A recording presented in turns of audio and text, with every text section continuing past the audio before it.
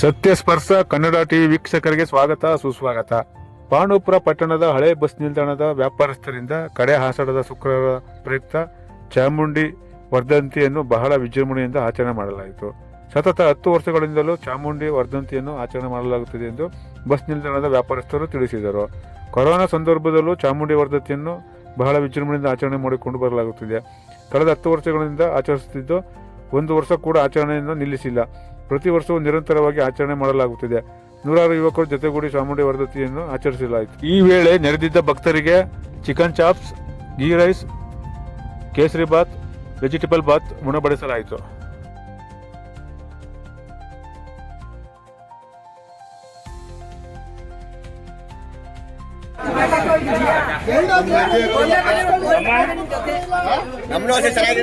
ಆಯ್ತು ಅಡ್ಡ ಬತ್ತಲ್ಲಪ್ಪ.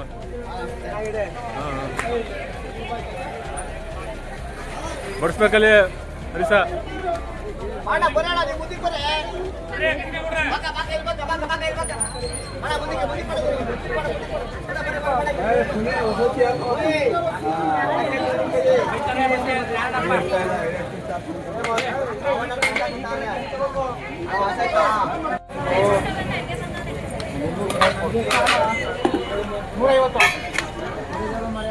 ಕೊಡಲಿಲ್ಲ ಒಂದೇ ಬೇರೆ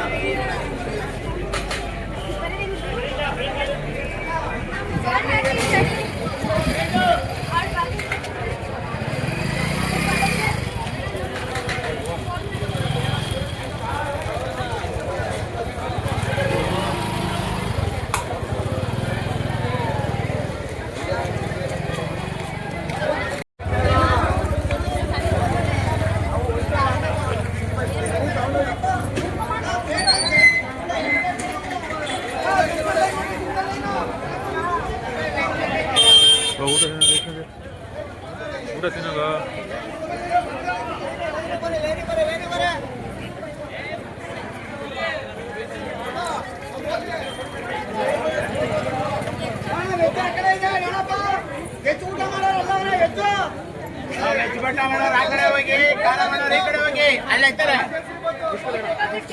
ಅದು ಹೇಳ್ತಾ ಇದ್ದೀನಿ ವೆಜ್ಜು ಅದು ವೆಜ್ಜು ಇದು ಖಾರ ಯಾವ್ದು ಬೇಕು.